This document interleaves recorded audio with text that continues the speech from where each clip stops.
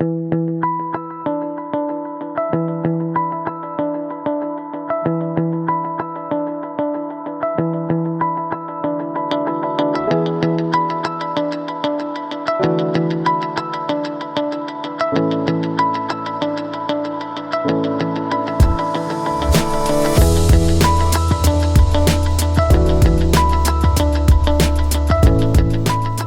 so we are here in the kitchen at our house in Hawaii. Now, in many homes, the kitchen is the centerpiece, so it's something that we have to photograph. This is a pretty tricky kitchen to shoot, all things considered. When you compare this to a more traditional wide open kitchen, this is a very difficult space to light. As you can see, it's rather thin. It's a galley kitchen, so it's going to be tricky to compose, but I'm going to show you my favorite way to shoot these, and I'm going to show you an easy way to light an otherwise difficult space. As you can see, I've cleaned almost everything off the counter. I want to keep this a clean, simple space. There's very strong leading lines, and again, I want to lead the eye through the kitchen into the amazing environment outside. Any distractions in this kitchen would deter from that goal, so I'm going to get it as clean as possible, go very minimal with my approach to this shot. Now, on the surface, this may appear to be a very simple shot, compositionally speaking.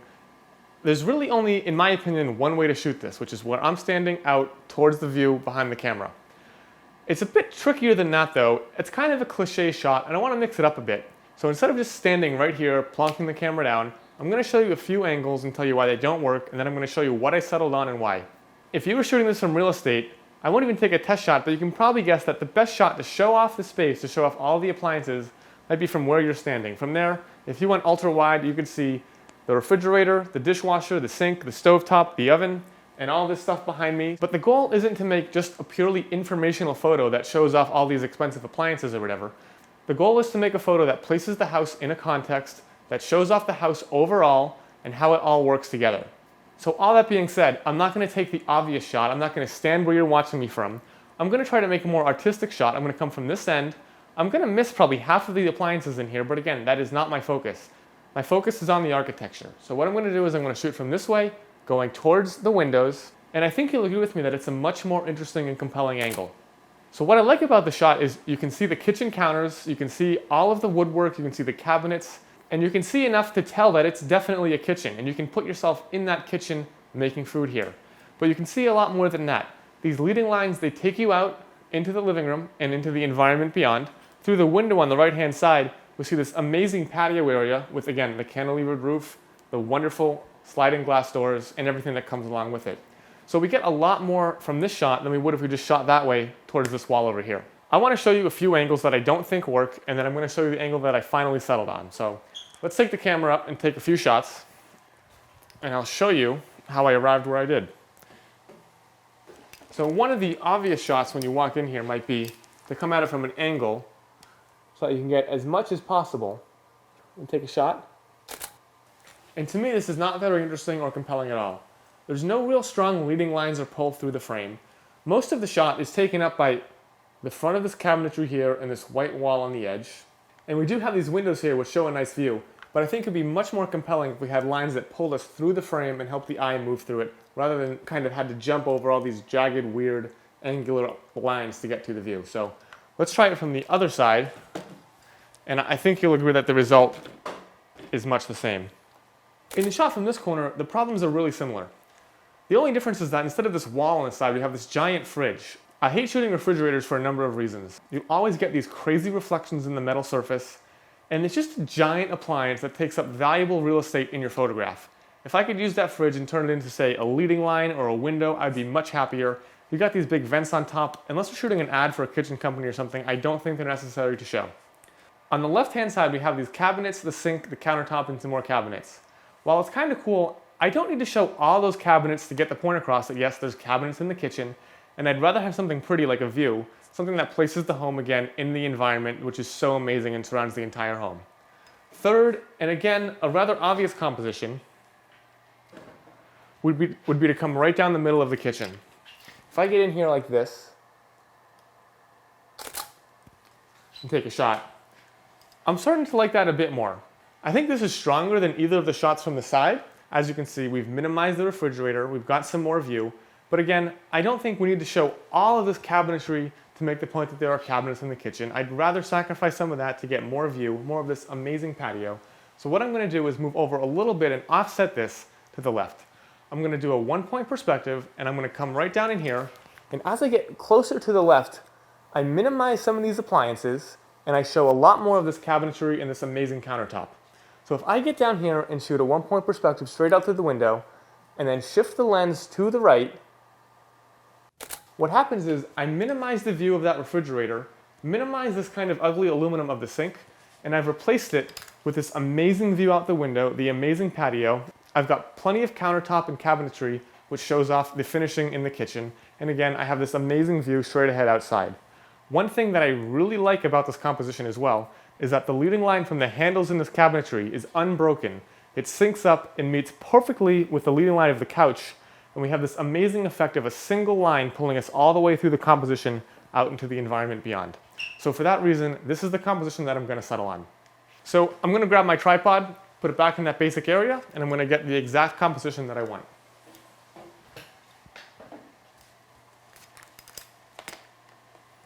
So do keep in mind, if you're just starting and you don't have the shift lens, this shot uses a pretty significant shift, and you could replicate that by using an ultra wide angle lens and then cropping in post. But the problem with that is it's going to be a lot tougher to light, you might get some flare, and you're definitely going to get some distortion and loss of image quality. So you can use it in a pinch, but I do recommend a tilt shift for shots like this. So now that we've got our camera and composition locked in, let's take a minute and talk about lighting this scene. This kitchen, and most galley kitchens in general, are extremely tough to light. They're very narrow, so it's hard to hide a light or a stand, and with all these reflective surfaces, the reflection of the light tends to show up everywhere. That being said, I'm going to show you how I personally would light a scene like this, one light at a time. There's going to be some of it done in camera and some of it done with compositing. So before I light this, I'm going to set my exposure to where I want it. For this scene, I know that I'm probably going to do a little bit of view replacement because I do want a nice crisp view out there, but I don't want that bloom, which is going to be impossible to clean up, which tend to show up around window frames, on the floor, or in reflections. So I'm going to set my exposure to remove all of that bloom from around the window frames, the reflection in the kitchen, etc. So for this shot, I'm going to reduce my exposure about 2 stops. As you can see now, the only correctly exposed part of the scene is the living room and some of the exterior. There's really no more bloom or crazy reflections that I'm going to have to deal with in post. So let's start adding some light and building our scene. The first thing I'm going to do is put a Profoto B1 outside of the living room to add directional light and bring up the exposure on the living room. So as you can see, I'm using a giant umbrella. Since there's no harsh direct sunlight coming in here, I kind of want to improve on the quality of light that's already there. We do have some nice soft light coming in, but I want to tighten it up a little bit, give it some more direction, but I don't want to go too far and make it look like direct sunlight, hence the umbrella. So I have that light set to 8.0 power. Let's take a shot and see how it looks.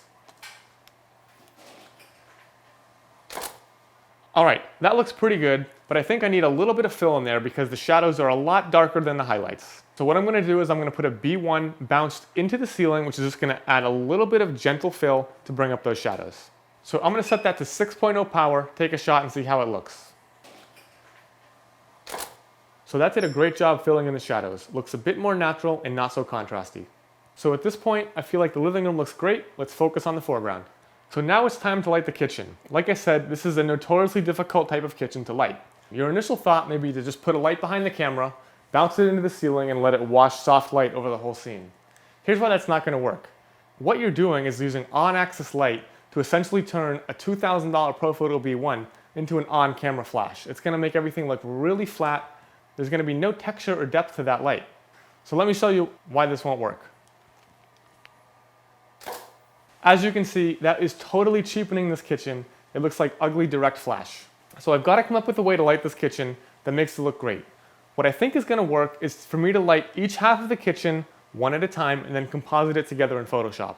That way I can bounce a light on one side coming towards the camera, which will give nice depth and texture to one side, then do the same thing on the opposite side and then blend them seamlessly together. So let's try to light the right-hand side of this room. What I'm going to do is bounce a flash into the ceiling on the left-hand side of the frame, which is going to then cover the right-hand side with nice soft light. So if this entire kitchen was painted pure white, this technique might be perfect. Unfortunately, we have that strip of red paint up there, and when I bounce this off the ceiling, the flash is picking up a lot of that color cast and then spreading it throughout the kitchen. I don't want that. So what I'm going to do to combat that is I'm going to grab a white card. I'm going to bounce the light into the card rather than into that red ceiling, which is going to be nice clean white light instead of red tinted light. So as you can see here, I'm walking towards the end of the kitchen, firing the light into that card, which is going to bounce back and give a nice soft light over either side of the kitchen.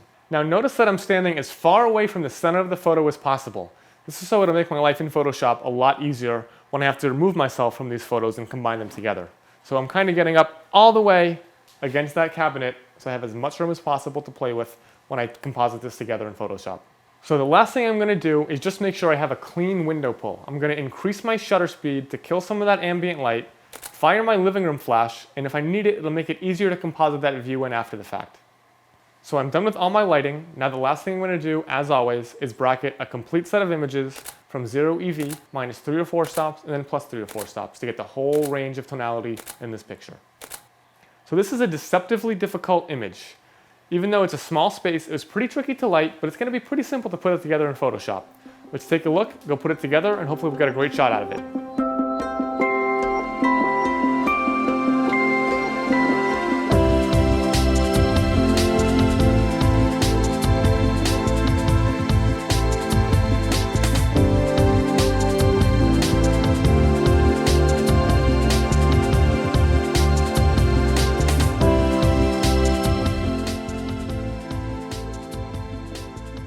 So this is the last photograph at the Lava House in Hawaii.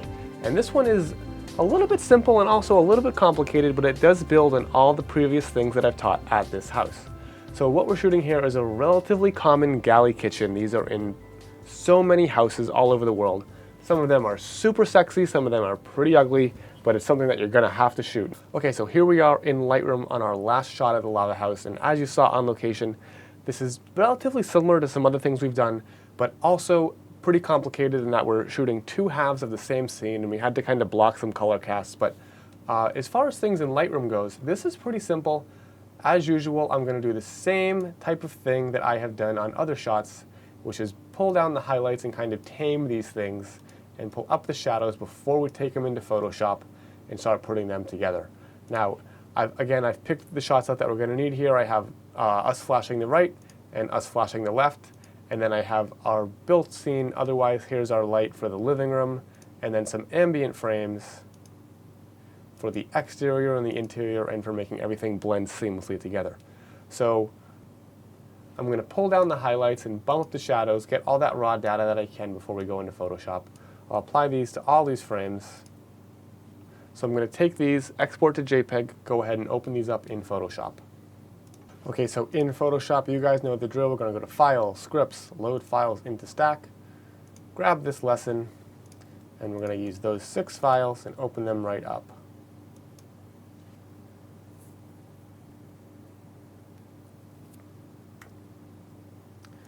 Okay, so here we are. So let's do some quick file organization. I'm going to go ahead and turn off all these ambient layers, and I'm just going to start with these 2 layers, the flash on the right hand side and the flash on the left hand side.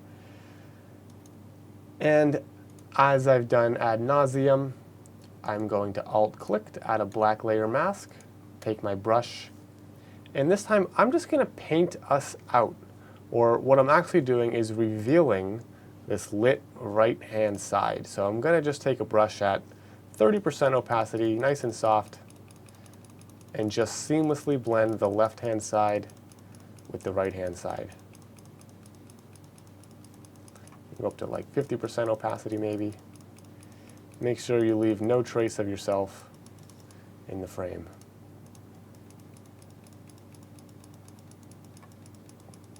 So essentially all I've done is taken the right-hand side of this image and the left-hand side of this image and blended them together.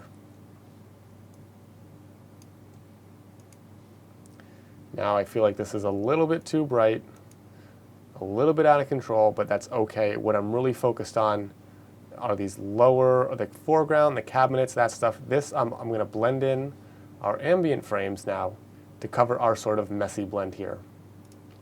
So what I can do is I can grab this number 2 layer, mid, right here, for example, or even our number 1 layer, bright. Why don't we start with bright? And I'm going to turn that layer on. I'm going to drag it down and turn it on, and alt-click, take my brush, and at 30% opacity, just start gently bringing in some of that natural light. Now I don't want to go too far and undo the flash because look at the difference in the quality of light. This is very muddy compared to the flash, which is very crisp. So I'm going to blend those together, being careful to not totally kill the contrast and color from the flash, but brushing back in some of that natural light to cover our tracks.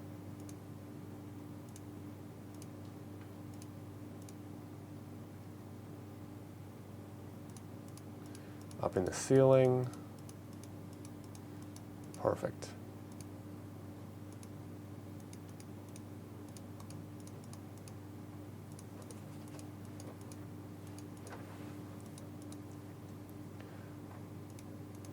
All right, that looks much more natural. I turn that on and off. You can see this bright, hot, overexposed flash blends very nicely with the ambient. And the ambient only, even though it's really bright, is really muddy in the foreground. Got a lot of that haloing going on, but when we blend it with the flash, things are much crisper, much nicer.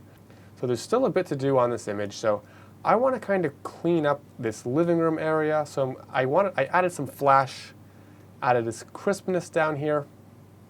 I'm going to blend that in. What I'm going to do is I'm going to zoom in here. And I'm just going to take a pen tool or a lasso, or whatever you're comfortable with. And that whole living room area, I'm just going to make a quick selection around.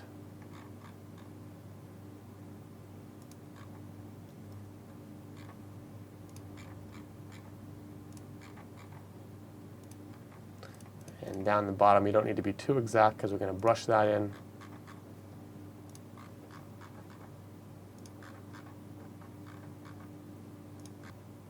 I do want to see that view, so that's why we're doing this.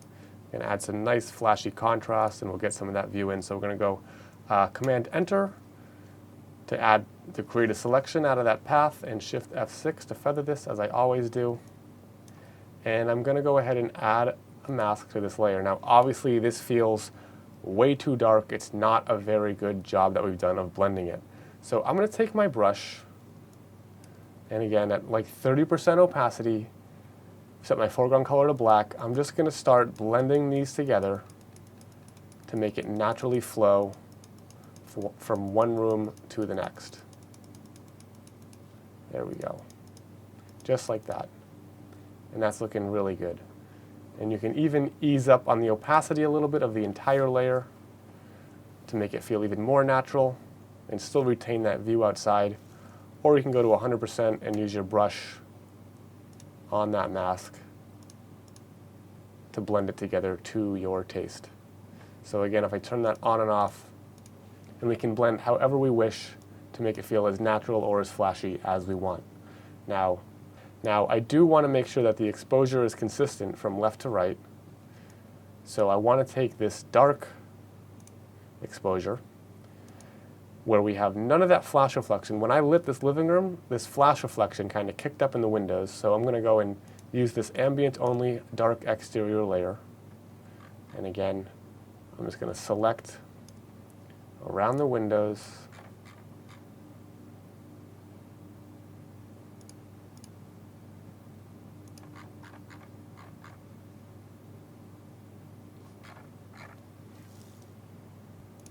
Probably should have used the pen tool for this one, but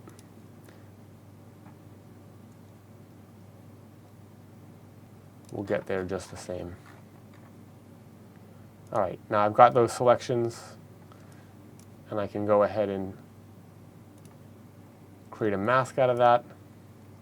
And now that looks a little too fake, so I'm again just gonna play with the opacity. I'll go to like 80, 70, maybe 60%. So that it feels nice and natural. And again, I'm going to refine it with a brush here so that the transition from shadow to highlight is nice and even. We can go a little brighter out here too. All right. Then I can brush out some of that shadow. Keep it natural. Whoop. Forgot about that flash reflection. So what I'm going to have to do is reactivate this selection and just on this mid layer add a mask to that, which will blend everything together. So it's really just a matter of balancing out those flash layers with your ambient layers until everything matches brightness-wise across your scene.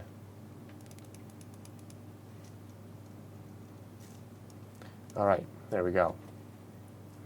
Now, some people ask me, why don't you want your views to be super dark? I find that if the view is too dark compared to the interior, we kind of lose that natural feel to the image, and things feel a bit too perfect.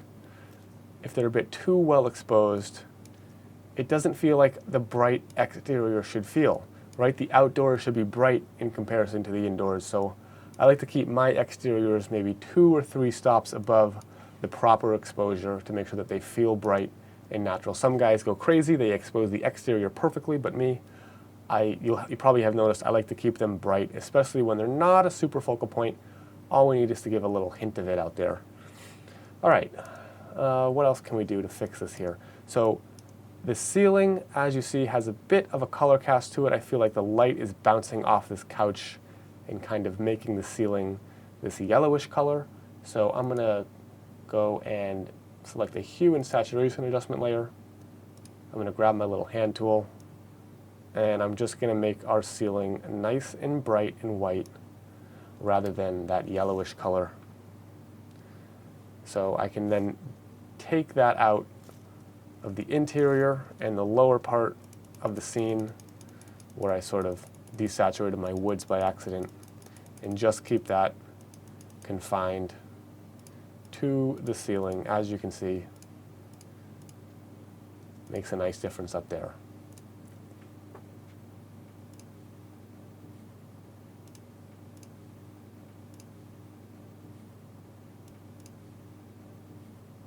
All right, so this is looking really good. I'm gonna add, let's see, well, first I'll do some cloning.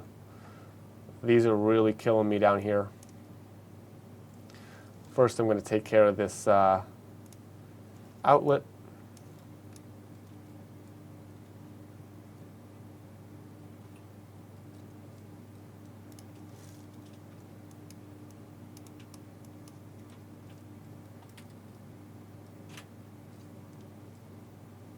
So now I'm going to take care of this little outlet down here, and the way I'm going to do that is I'm going to copy some of this granite countertop.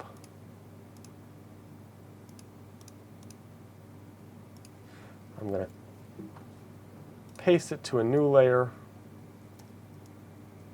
and I'm going to drag it over, let's see, over that entire problem spot right there. And I'm just going to hide it for the time being. And I'm going to draw a selection around this book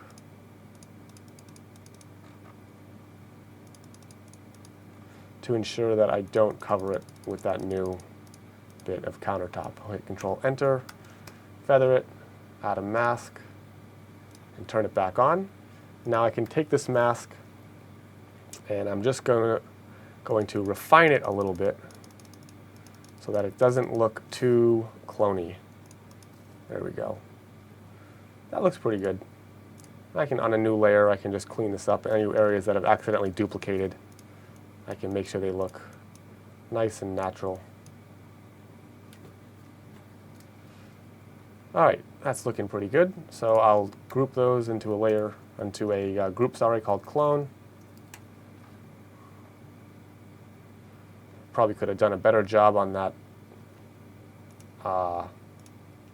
outlet, so I'm going to use my classic gradient tool here to clean it up.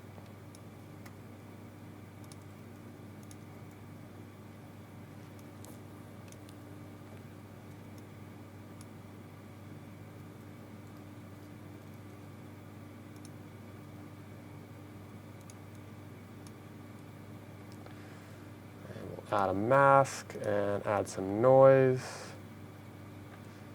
And I'm just going to brush this away to cover my tracks a bit better. There we go. That's perfect. Beautiful. All right. This is looking pretty good. I think it feels a little flat, so we do need to add some contrast. I'm going to go with curves, my go-to, and just bring down some of those shadows a bit. Bring the highlights up. Get this feeling a bit snappier.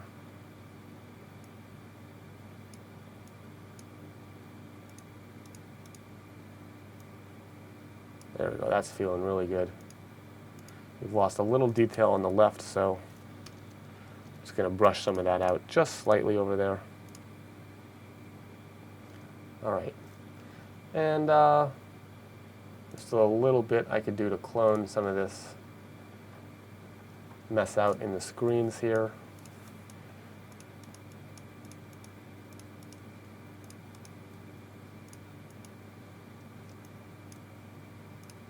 In the windows. You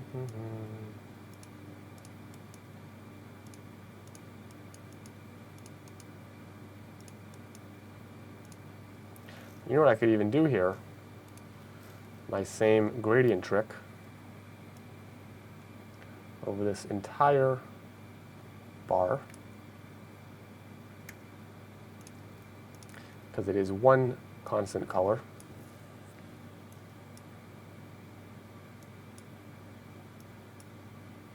Something like that. Add a little noise. Take my brush, follow the original line here, top to bottom. There we go. That'll take care of that one. This one's going to be more of a problem child, so I'm just going to do this by hand because of that screen in front of it.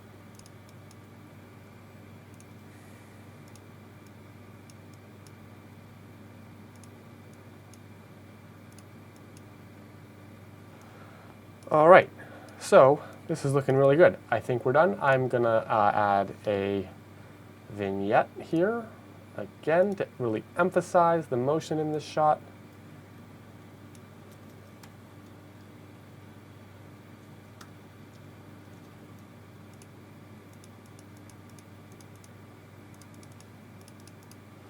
And have the eye be pulled through. And lastly, Command-Alt-Shift-E. Flatten to a new layer, drag out some rulers,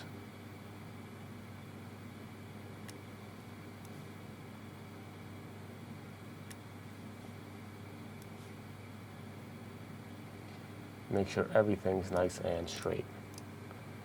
This could come a little bit left. I'm going to skew that.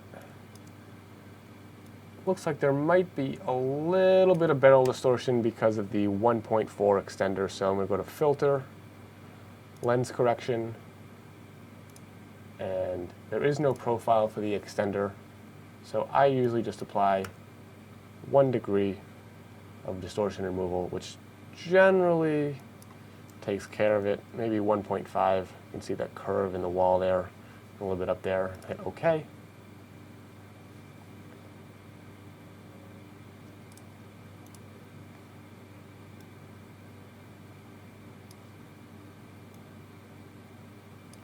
Something like that is going to do it for us.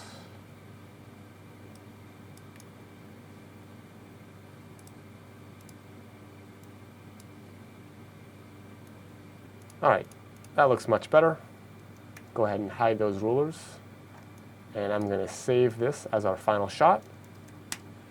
So that's it for our lava house, our location on that gorgeous lava field out in Hawaii. We got tons of different shots, lots of different tips and tricks. Hope you learned a lot from that house.